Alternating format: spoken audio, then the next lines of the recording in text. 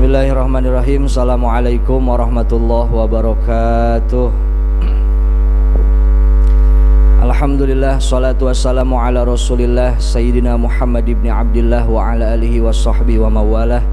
Ashhadu an la ilaha illallah wahdahu la syarikalah wa ashhadu anna sayyidana Muhammadan abduhu wa rasuluhu la nabiyya wa la rasula ba'dah. Yang sama-sama kita hormati dan kita muliakan segenap para orang tua, para sepuh, para pinisepuh, para tokoh masyarakat, wabil khusus yang sama-sama kita hormati dan kita muliakan segenap para shaimin shaimat yang hadir pada kesempatan pagi hari ini. Mudah-mudahan kita berharap kepada Allah Subhanahu wa taala istiqomah kumpulnya kita pada pagi hari ini, senantiasa seluruh amaliyah ibadah kita dikabul dan diterima oleh Allah Subhanahu wa taala. Amin ya Allah ya rabbal alamin. Bapak Ibu hadirin jamaah yang dimuliakan Allah Subhanahu wa taala, sebelum kita mulai kajian seperti biasa kami ucapkan terima kasih kepada seluruh jamaah yang selalu andil ikut membantu dalam seluruh kegiatan-kegiatan yang ada di masjid kita, baik itu kegiatan tahfizul Quran, kegiatan penyediaan takjil untuk berbuka puasa, kegiatan ta'lim rutin yang ada di masjid kita, kegiatan santunan-santunan yatim. Mudah-mudahan sekecil apapun harta yang dikeluarkan oleh Bapak Ibu sekalian, mudah-mudahan dibalas oleh Allah Subhanahu wa taala dan diganti dengan pahala dan kebenaran yang berlipat ganda. Wabil khusus kami ucapkan terima kasih kepada seluruh para donatur, wabil khusus donatur yang menjadi sponsor utama kajian subuh kita, yaitu para jamaah dan juga wabil khusus Bapak Khairul. Mudah-mudahan rezeki yang telah dikeluarkan senantiasa Allah ganti, Allah balas dengan ganjaran yang berlipat ganda dunia wal akhirah. Mari sama-sama kita baca suratul Fatihah untuk mereka dan untuk kita semua. Mudah-mudahan kita yang selalu istiqomah senantiasa selalu turun keberkahan dari Allah Subhanahu wa taala. Ala hadhihi niyah wa ala kulli niyatin salihah nas'aluka hal ijabah ila hadratin nabi Muhammadin sallallahu alaihi wasallam bil qabulil Fatihah. A'udzu billahi minasy syaithanir rajim. Bismillahirrahmanirrahim. Alhamdulillahi rabbil alamin. Arrahmanir rahim. Maliki yaumiddin. Iyyaka na'budu wa iyyaka nasta'in. Ihdinas siratal mustaqim. Siratal ladzina an'amta 'alaihim ghairil maghdubi 'alaihim waladdallin. Amin. Hadirin jamaah, mari sama-sama kita dengarkan kajian dan mau'izatul hasanah yang akan disampaikan oleh guru kita Al-Mukarram wal Muhtaram Kiai Haji Auza'i Mahfudz MA. Kepadanya dengan segala hormat kami persilahkan. Shallu 'alan Nabi Muhammad.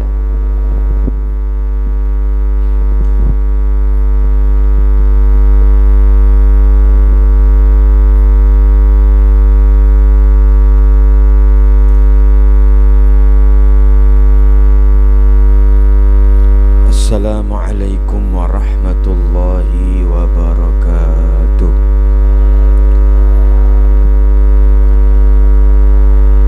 Alhamdulillah, alhamdulillahil qail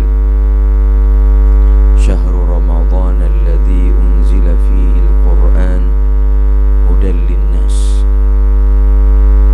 Asyhadu an la ilaha illallah wahdahu la syarika lah wa anna Muhammadan abduhu wa rasuluh. Allahumma salli wa sallim wa barik ala sayyidina Muhammad wa ala alihi wa sahbihi wa man tabi'ahu wa nasarahu ila yaumil mi'ad, amma ba'du. Alhamdulillah, pada kesempatan subuh kali ini kita bisa melaksanakan sholat subuh berjamaah. Semoga Allah Subhanahu wa taala menerima amal ibadah kita.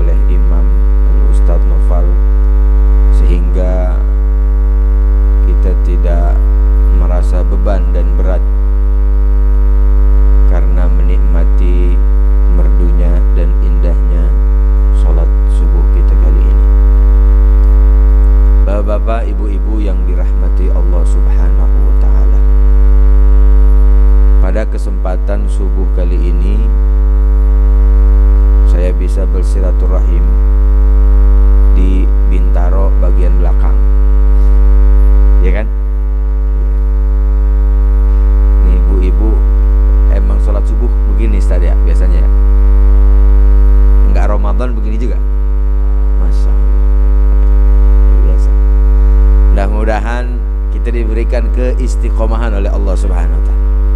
Tidak banyak yang saya akan bicarakan kesempatan kali ini, insyaallah 3 poin aja. Karena nanti insyaallah kita ketemu lagi di malam ya, tarawih ya nanti insyaallah. Di akhir-akhir menjelang akhir di bulan suci Ramadan ini. Kenikmatan sholat subuh tidak bisa dirasakan kecuali bagi orang yang sudah merasakan kelezatannya. Berapa banyak sekarang orang yang ada di samping masjid rumahnya, tapi sholat subuhnya nggak ke masjid? Ada nggak? Banyak, bukan ada. Ibu bapak dapat taufik dari Allah setelah mendapatkan hidayah, akhirnya mendapatkan kenikmatan, ngantuk-ngantuk berangkat juga, padahal ibu-ibu dari jam 3 sudah bangun masak. Yang enak habis masak, kenyang, habis itu bapak-bapak berkorban walaupun nanti pagi, siang, jam 7, jam 8 harus berangkat kerja, tapi korbankan untuk datang ke masjid karena mendapatkan taufik dari Allah Subhanahu wa ta'ala. Yang mendapat taufik dari Allah adalah orang-orang yang dipilih oleh Allah untuk mendekat kepadanya. Maka ibadah yang Allah Subhanahu wa ta'ala, ini saya ngajak hitung-hitungan ibadah supaya kita lebih semangat ibadah. Dari rumah datang kemari, ada yang rumahnya 10 langkah, 20 langkah, 100 langkah, 200 langkah. Kata Nabi SAW, kalau orang berangkat ke masjid 1 langkah, gugur dosanya. Dalam riwayat katakan 10 dosa, diangkat 10 derajat, ditulis 10 kebaikan. Kalau 100 langkah kali 10 berapa? Banyak udah pokoknya mah. Sampai ke masjid, duduk niat i'tikaf, sholat 2 rakaat qobliyah subuh sebelum melaksanakan sholat subuh. 2 rakaat sebelum subuh khairun minad dunya wa ma fiha, lebih bagus daripada dunia dan seisinya. Di dunia ada apa? Di dunia ada apa yang mewah-mewah? Rumah, mobil, apalagi bu? Emas, apa? Ibu-ibu apa biasanya? Lamborghini, Alphard. Semua itu tidak ada harganya di hadapan 2 rakaat sebelum sholat subuh, sholat sunnah qobliyah subuh.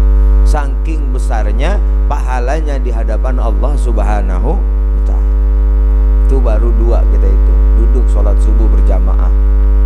Berjamaah di masjid pahalanya lain, di rumah jamaah pahalanya lain. Dapat pahala di masjid, dapat pahala jamaah.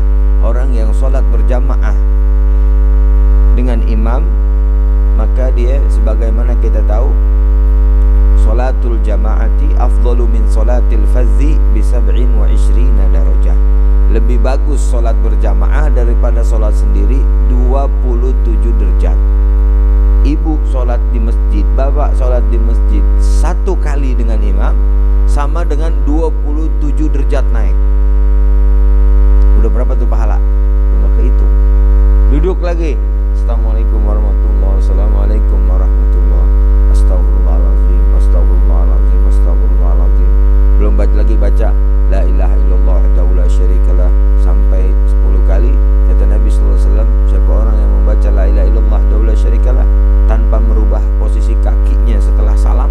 Jadi begitu, assalamualaikum, assalamualaikum, jangan rubah kaki dulu tuh sampai kita selesai membaca la ilaha illallah wahdahu la syarikalah 10 kali. Maka itu lebih bagus daripada memerdekakan sekian daripada anak keturunan Nabi Ismail. Ini pahala-pahala yang dikumpulin itu belum semua saya ceritain. Ntar kalau saya ceritain semua nggak diundang lagi. Canda-canda. Jadi itu yang Allah Subhanahu wa ta'ala berikan, yang memang kita biasa kerjakan tapi kita nggak tahu pahalanya. Bagaimana kalau kita tahu hakikatnya tingginya di hadapan Allah Subhanahu wa ta'ala. Yang kedua, poin yang kedua adalah perihal berpuasa. Kita ini masuk ke hari keberapa ini? Keempat ya. Puasanya hari apa di sini? Minggu. Kalau saya hari kelima sekarang, karena saya mulai puasanya hari Sabtu. Mana yang benar, Sabtu apa Minggu? Dua-duanya benar. Yang nggak benar yang langsung Lebaran, nggak pakai puasa, gitu kan? Jadi kita beribadah itu taufik dari Allah Subhanahu wa ta'ala. Diberikan gerakan oleh Allah sehingga kita bisa merasakan ibadah itu sendiri. Orang yang gak dikasih taufik, biar kata di bulan Ramadan dia gak puasa. Tahu sahur, tapi begitu sampai tempat kerjaan ngopi aja udah tuh siang-siang. Siang jam 12 banyak kan tuh di warteg gitu kan ya, ada kan? Lebaran kapan? Puasa kagak dia nanya lebaran kapan? Nggak puasa dia nanya lebaran. Ingat, kita yang pernah membatalkan puasa, kita yang pernah sengaja puasa, ancaman dari Nabi sallallahu alaihi wasallam dalam sebuah hadis, man aftara yawman min Ramadan bi ghairi udhri safarin wala maradin lam yaqdihi siyamud dahri wa insomah.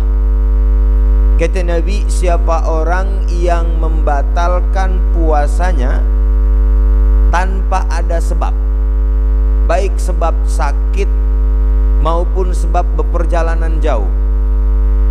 Perjalanan jauh dengan sakit boleh membatalkan puasa. Tanpa ada sebab itu, kata Nabi, maka kalau dia ingin mengqadha satu hari yang dia batalin, tidak bisa terbayar walaupun dia puasa 1 tahun penuh. 1 tahun, di tahun 2022 dia puasa dari Januari sampai akhir, tidak tertutup yang dia pernah batal 1 hari dengan sengaja. Nauzubillah min. Maka kita yang dulu pernah batalin tetap qadha 1 hari, tapi itu saking beratnya di hadapan Allah Subhanahu wa ta'ala. Dulu saya pernah bikin stiker hadis itu, saya bikin stiker, saya tempelin di warteg, saya tempelin di rumah makan, saya tempelin di angkot, supaya yang lagi mau minum, aduh dosanya gede juga, nggak jadi minum gitu. Karena saking besarnya di hadapan Allah dosa orang yang dengan sengaja meninggalkan puasa. Ibu-ibu jangan sengaja-ngaja nanti pas terakhir-akhir mau lebaran, gara-gara kalau di kampung saya itu, di daerah saya biasanya motong apa? Motong sapi bikin semur, mak-mak nyobain. Batalin 1 hari sengaja buat nyobain itu, nggak boleh. Di sana di daerah saya. Tapi sekarang udah nggak ada karena udah banyak yang ngajar. Itulah yang disebut dengan kita bisa melaksanakan puasa adalah merupakan taufik dari Allah Subhanahu wa ta'ala. Poin yang kedua, kita berpuasa, kita baca Quran di bulan Ramadan. Fadilahnya saya rasa udah pada tahu dan sudah sering kali kita dengar. Tapi yang sering Al-Fakir bicarakan pada kesempatan kali ini adalah bagaimana kita bisa merasakan kelezatan ibadah puasa kita. Kita bisa merasakan kelezatan baca Quran kita. Kita bisa merasakan kelezatan tarawih kita. Jadi tarawih itu bukan dijadikan beban, baca Quran itu bukan beban. Kita semua punya handphone rata-rata. Di dalam handphone kita ada aplikasi Al-Quran. Tapi mana yang sering kita buka? Aplikasi Quran atau WhatsApp, Instagram? Nah itu ibu-ibu. Kita buka berita, kita buka Facebook, kita buka yang lain-lain, tapi itu aplikasi Al-Quran jarang kita buka. Kenapa? Karena setan akan selalu menggelincirkan kita dan menyelewengkan daripada jalan ajaran Allah Subhanahu wa ta'ala. bisa merasakan kelezatan. Orang tarawih, ketika dia merasakan kelezatan tarawih, karena tarawih asal kalimatnya adalah dari kalimat roha asalnya. Artinya apa? Santai, pelan-pelan. Jadi kalau ada orang sholat tarawihnya cepat banget, itu nggak sesuai dengan kalimat tarawih.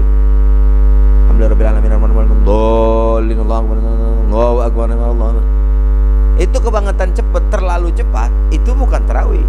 Karena dulu tarawih itu ya potong-potong, istirahat sebentar, beberapa rakaat, istirahat sebentar, lanjut lagi. Maka kita ulama-ulama kita bikin dengan dijeda dengan al-khalifatul apa biasanya di sini gimana? Al-khalifatul ula Sayyidina Abu Bakar Siddiq radhiyallahu an. Alaihi. Ya. Karena itu ada jeda. Maka ibadah itu, Bu, Pak, itu ada 3 model di antara kita. Ini kita lihat masuk yang bagian mana. Pertama, ada orang yang merasa tenang setelah dia ibadah. Merasa tenang setelah dia ibadah. Ini derajat-derajat orang dalam beribadah. Ada yang merasa tenang ketika dia ibadah. Apa? Selesai dia ibadah, dia tenang atau senang. Ini tanda keimanan. Alhamdulillah sudah taraweh, rasanya tenang hati. Iya. Sampai rumah juga itu yang namanya kolak, es kelapa, singkong udah kita siapin buat habis taraweh. Nyantai di rumah jam 9. Itu tanda keimanan. Ada lagi orang yang tenang, mau berangkat ini nih, ngebesan, kondangan, takut ditinggalin. Udah kita sholat isya dulu deh, udah sholat zuhur dulu, biar ada tenang, ntar kita sampai sono jadi nggak keburu-buru. Itu namanya tandanya tenang setelah ibadah. Ini bagus. Selesai sholat subuh tenang, selesai ibadah senang, alhamdulillah udah ngerjain sholat subuh berjamaah. Ini tanda keimanan. Itu bagus. Tapi kalau kita mau naik step yang tinggian lagi, itu orang yang merasa tenang dan senang ketika ibadah. Kalau tadi selesai ibadah, kalau ini ketika sedang ibadah. Gimana? Beda nggak? Beda. Jadi kalau dia lagi sholat tenang, ada yang selesai sholat tenang, ada yang sedang sholat tenang. Gimana bedanya? Beda. Ini lebih tinggi. Rasulullah SAW dijadikan waju'ilat qurrata aini fi shalah, dijadikan saya itu tenang atau dijadikan sesuatu yang amat saya cintai adalah sholat. Dan Rasulullah SAW ketika bilang kepada Bilal, ya Bilal, arihna adzin bin nas arihna bis shalah. Hei Bilal, azan, arihna bis shalah, bikin saya tenang ketika sholat. Artinya apa? Kalau sholat Rasulullah tenang. Dalam hadis yang lain, idza fazahu kalau seandainya Rasulullah SAW datang satu perkara yang berat, Rasul segera untuk melaksanakan sholat. Karena Rasul ketika sholat tenang. Kita tenang nggak kalau lagi sholat? Belum tentu. Ini tabat lama amat, ini tabat ini. Nggak tabat-tabat, ini terawih, lagi terawih. Ya, udah gitu imamnya bacanya lama banget lagi. Bismillahirrahmanirrahim. Ya, lama ini mah. Tenang gak kita kalau lagi ibadah? Tapi kalau yang imamnya bacanya Bismillahirrahmanirrahim, Alhamdulillahirabbil alamin, bagus nih. Ini namanya 2000 cc nih. Cepet. Kita lagi ngaji, berapa kali ngelihat jam? Lama amat sini Ustadz nih ngomong, panjangan nih ngomong ini. Kalau kita belum mencapai derajat itu, kita akan pingin cepat selesai dari ibadah itu. Tapi kalau kita sudah merasakan ketenangan dalam jiwa, sudah masuk bahasa saya sudah enjoy dengan ibadah itu, maka dia akan menikmati ibadah itu. Dia tidak peduli apapun yang terjadi di luar sana. Dia tidak peduli sudah jam berapa. Dia tidak peduli siapa imamnya, bagaimana imamnya.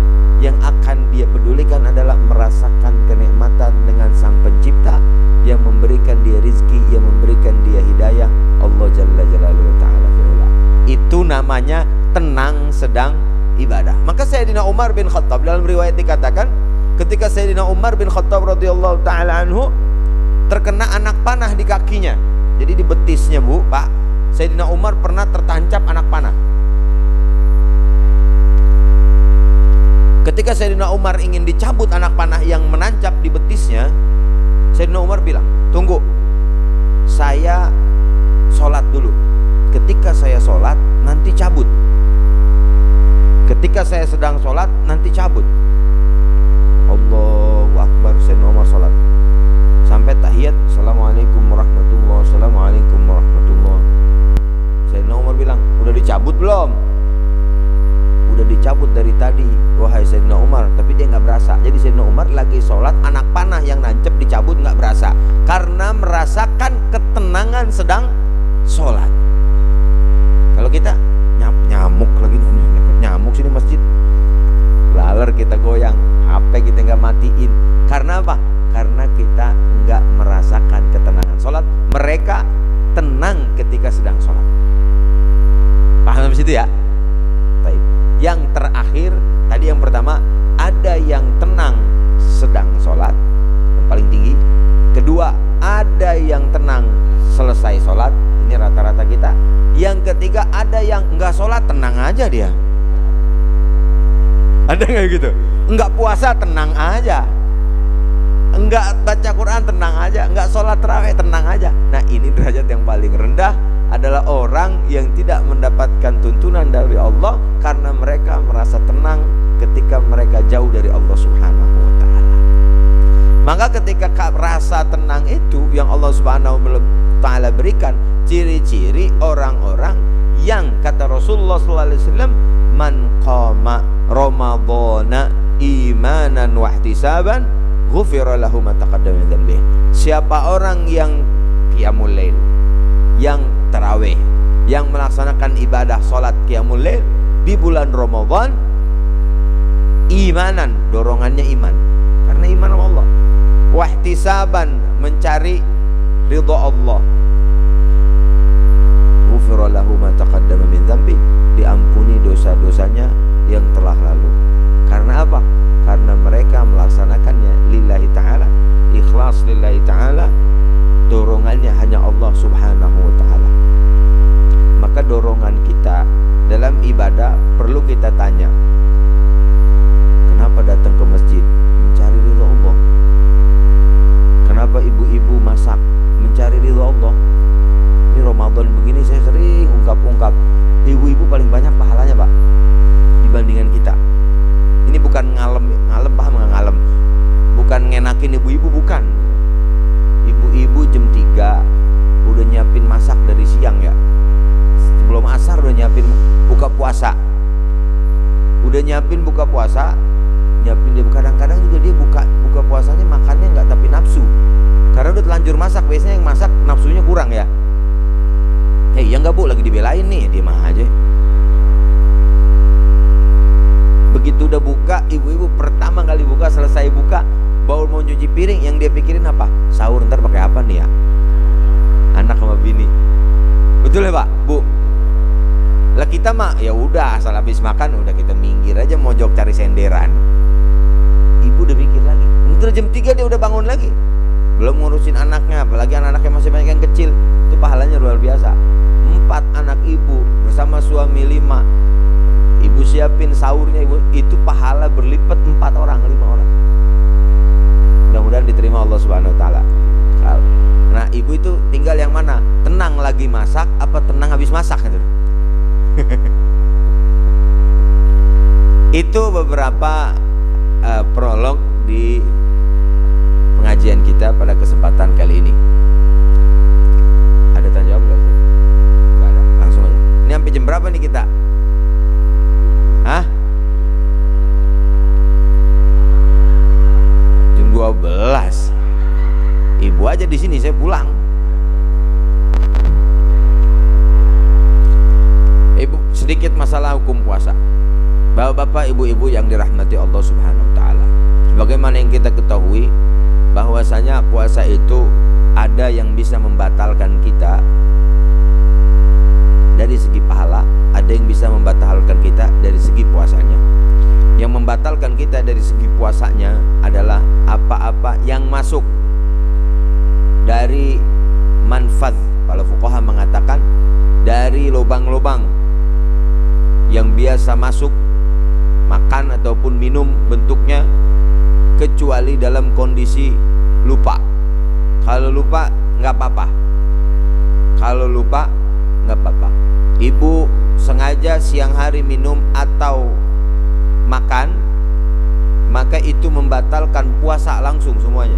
Membatalkan pahalanya, membatalkan puasanya juga. Maka tidak boleh kita misalnya nyangkut di sini, di gigi nyangkut jengkol, masuk ke telan sengaja, itu membatalkan puasa kita. Azan subuh nggak sengaja, begitu selesai azan subuh dia lupa. Orang pagi-pagi dia ngopi, bangun tidur dia buka aja nyeduh kopi aja, depan TV seruput, lah ada singkong rebus ini bekas semalam, dia makan aja, selesai, astagfirullahaladzim, puasa lupa. Nah, itu termasuk orang yang dimaaf.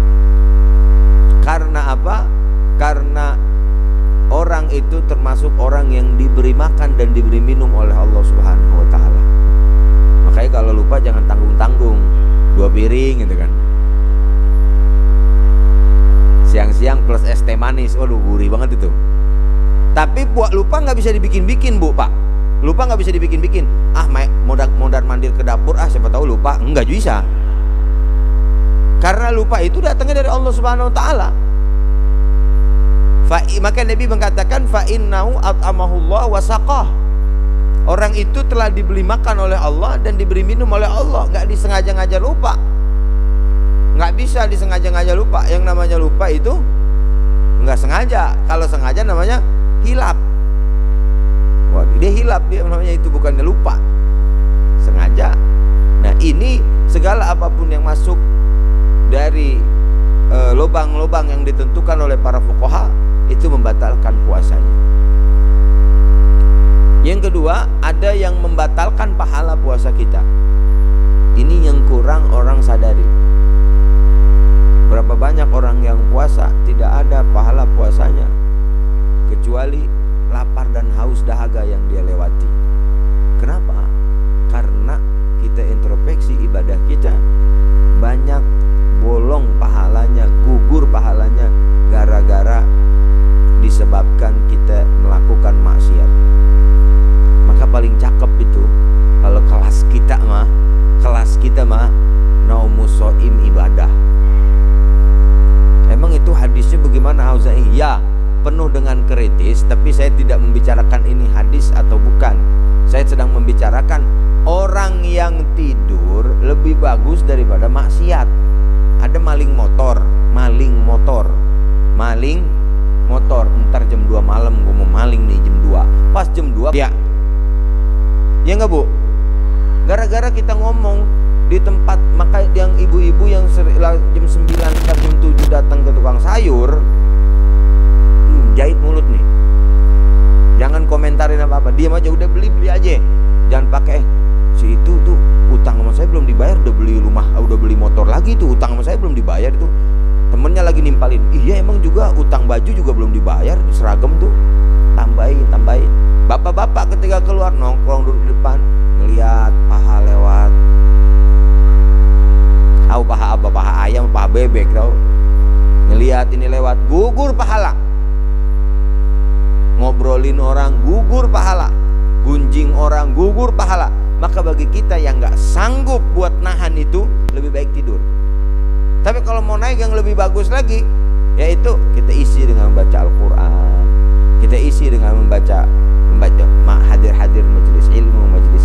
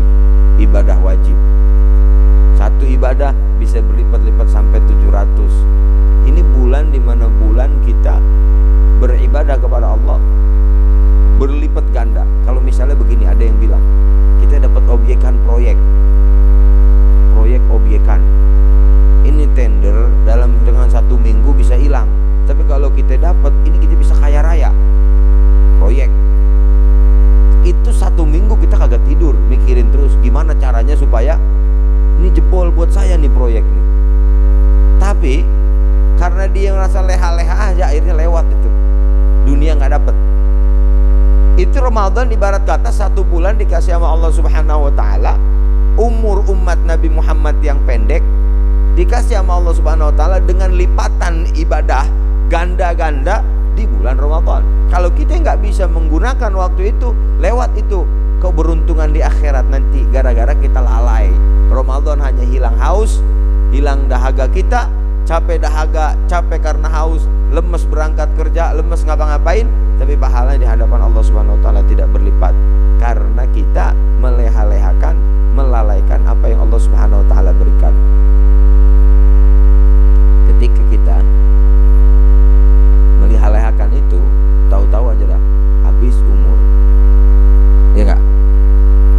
Teman kita ada kemarin, saudara kita, tetangga kita, mungkin ada yang orang tuanya, mungkin ada yang anaknya Ramadan kemarin dua kali Ramadan karena kena Covid, kena wabah, meninggal. Ada nggak di sini yang meninggal? Ada kan? Nggak tahu gitu kan. Umur umat Nabi Muhammad, kata Rasulullah SAW dalam hadis yang sahih, a'maru ummati ma baina sittina ila sab'in.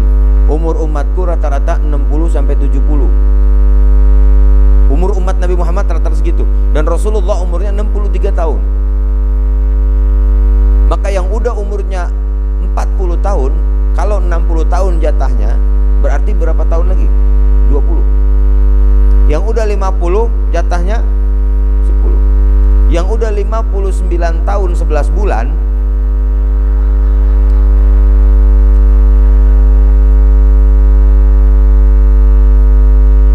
tapi nggak ada yang tahu kan?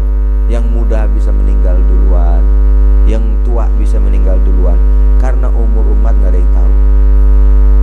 Jangan kita korbankan. Siapa yang bisa menjamin di antara kita, termasuk saya di sini, termasuk semua kita di sini, nggak ada yang jamin Ramadan besok kita ketemu lagi. Maka jamak waktu yang Allah Subhanahu wa taala berikan bulan Ramadan yang lipat-lipatan ganda ini, kita gunakan sebaik-baiknya.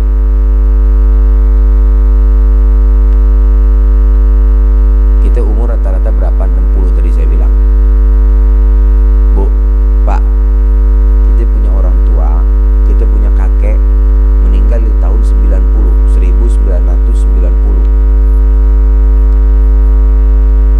Sekarang tahun 2022. Berarti dia di dalam kubur berapa tahun udah? Berapa? 32 apa 22? 32 tahun. Kakek kita, saudara kita di umur 60 tahun meninggal tahun 90. Sekarang 2022. Berarti udah 32 tahun. Dia di atas bumi 60 tahun. Di dalam bumi sudah 32 tahun. Pertanyaannya, kapan datangnya hari kiamat? 100 tahun lagi belum pasti. 200 tahun lagi nggak tahu. 1000 tahun lagi nggak ada yang tahu kecuali Allah Subhanahu wa taala kapan datangnya hari kiamat. Maka bisa jadi kita ini lebih lama di bawah bumi daripada di atas bumi. Bisa sampai ratusan tahun kita di bawah bumi. Kenapa kita korbankan 60 tahun yang sesaat untuk leha-leha dan lalai dari Allah Subhanahu wa taala? Berantem sama saudara nggak jelas mana masalahnya. Kita korbankan akhirat kita demi kepentingan dunia kita. Kita makan yang haram, kita makan yang syubhat, kita kerjain yang haram buat kepentingan-kepentingan dunia kita. Akhirat kita tinggalkan, kita korbanin, yang padahal di bawah kubur aja, belum bicara akhirat, di bawah kubur aja bisa jadi lebih lama kita daripada di atas bumi. 60 tahun sebentar, tapi di bawah bumi 100 tahun, 200 tahun. Kapan hari kiamat? Kalau diseksa, naudzubillah. Kalau tenang dapat nikmat dari Allah, alhamdulillah. Tapi kalau pas lempengan azab, sampai berapa ratus tahun akan diazab orang itu di dalam kubur. Belum bercerita bagaimana ketika kita dibangkitkan di padang mahsyar, didiamkan di bawah teriknya sinar matahari, yang matahari nggak jauh jaraknya. Di padang mahsyar ketika kita digiring, berapa lama? Kitab-kitab tafsir diantaranya mengatakan para ulama, itu lamanya di padang mahsyar atau di hari penggiringan selama 50.000 tahun. Jadi 60 tahun itu nggak ada apa-apanya dibandingkan nanti perjalanan kita. Belum bercerita sirot, belum bercerita mizan hari penimbangan dan seterusnya. Lamanya aja baru saya bilang, baru saya hitung, baru kita sama-sama hitung 50.000 tahun lamanya. Jadi 60 tahun itu modal. Ramadan ini modal, jangan sampai kita lalaikan, jangan sampai kita lupakan. Yang biasa hatam satu Ramadan 1 bulan sekali, tambah jadi 2 kali. Yang biasa 2 kali jadi 3 kali. Yang biasa 3 kali kita tambah lagi. Untuk apa? Buat bekal kita, bukan buat siapa-siapa. Yang biasa bersedekah, gunain. Terakhir nih, jangan lupa bersedekah di bulan Ramadan. Paling banyak ganjaran bulan Ramadan. Karena Rasulullah SAW ajwadun nas, wa kana ajwadu ma yakunu fi Ramadan. Adalah Rasulullah SAW dalam hadis orang yang paling dermawan di antara manusia semuanya, Rasulullah. Dan Rasulullah lebih dermawan lagi kalau datang Ramadan. Lebih gampang lagi bersedekah kalau datang Ramadan. Kenapa? Karena ganjarannya yang luar biasa di bulan Ramadan. Saya kasih strategi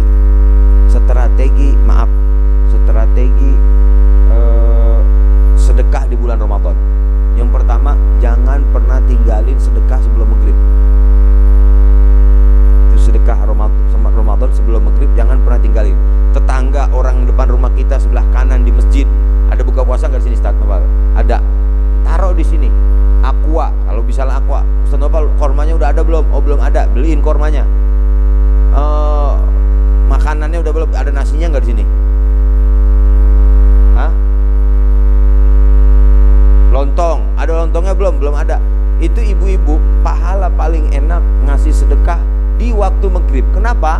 Kata Rasulullah SAW, siapa orang yang memberi sedekah bagi orang yang ngasih orang berbuka puasa, siapa orang yang memberi orang berbuka puasa, maka dia mendapatkan pahala orang yang puasa. Kalau 10 orang yang minum, buat buka puasa orang lain, 10 pahala orang puasa kita dapat. Kan puasa kita banyak ada bolong-bolongnya, ada maksudnya ada kurang mantepnya gitu pahalanya. Kita tutup pakai itu sedekah. Jangan sampai kita lepas itu sedekah maghrib. Sebelum maghrib kita kasih.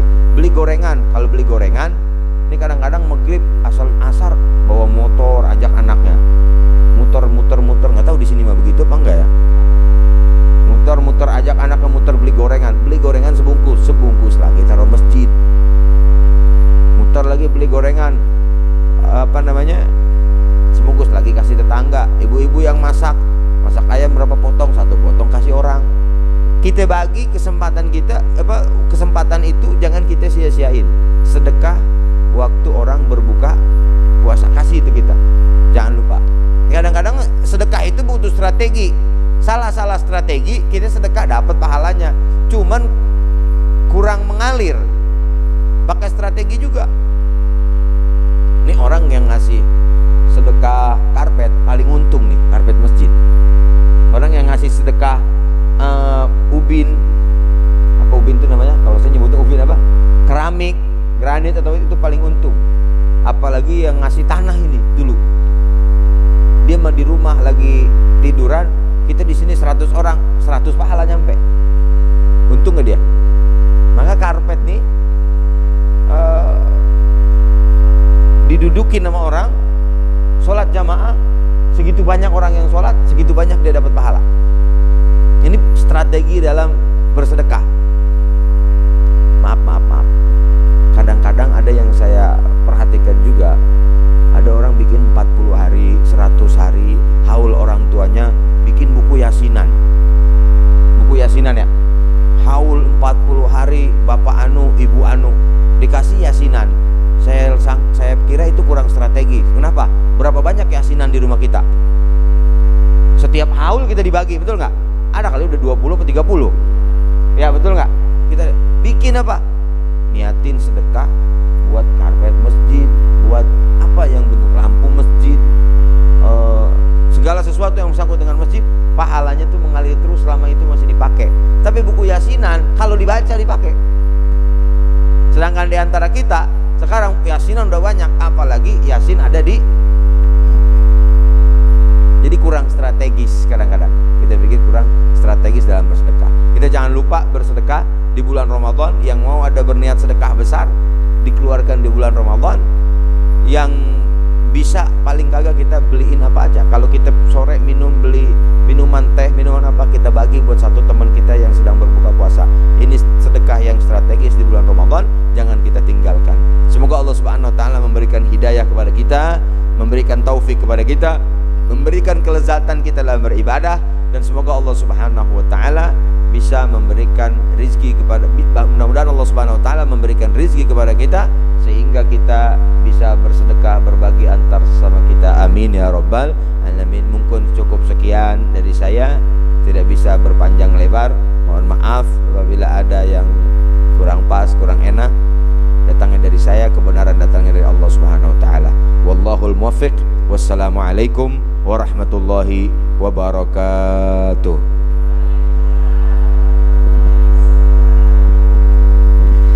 Alhamdulillah, mengucapkan terima kasih kepada guru kita. Mudah-mudahan kita sama-sama doakan guru kita Allah berikan kesehatan, dan juga mudah-mudahan selalu ada dalam lindungan Allah Subhanahu wa taala. Insyaallah sama guru kita bertemu lagi nanti tanggal 17 April ya, hari Minggu atau tanggal 15 Ramadan insyaallah. Mudah-mudahan kita sama-sama doakan sekali lagi guru kita diberikan kesehatan. Amin ya Allah ya rabbal alamin. Bapak Ibu hadirin jamaah yang diberkahi Allah Subhanahu wa taala, untuk jadwal kajian hari Ahad tanggal 10 April 2022 insyaallah akan diisi oleh Al-Mukarram Al-Mutarram Bapak Ustadz Udan Maulana. Ya insyaallah mudah-mudahan kita doakan beliau sehat bisa mengisi di tempat kita. Sekali lagi terima kasih buat semua hadirin jamaah yang selalu ikut berpartisipasi dalam seluruh kegiatan-kegiatan di masjid kita. Mudah-mudahan sekali lagi apapun kebaikan Bapak Ibu sekalian senantiasa dibalas oleh Allah Subhanahu wa taala dengan pahala ganjaran yang berlipat ganda. Dan insyaallah kajian-kajian kita insyaallah akan berjalan sampai akhir Ramadan nanti dengan jadwal informasi ada di depan ya Bapak, informasi ke jadwal-jadwal di kajian kita. Terima kasih sekali lagi, mohon maaf atas kurang khilafan. Mudah-mudahan kita semua sehat istiqomah bisa menjalankan semua kewajiban-kewajiban kita khususnya di Ramadan ini. Billahi taufik wal hidayah wa ridha wal inayah. Assalamualaikum warahmatullahi wabarakatuh.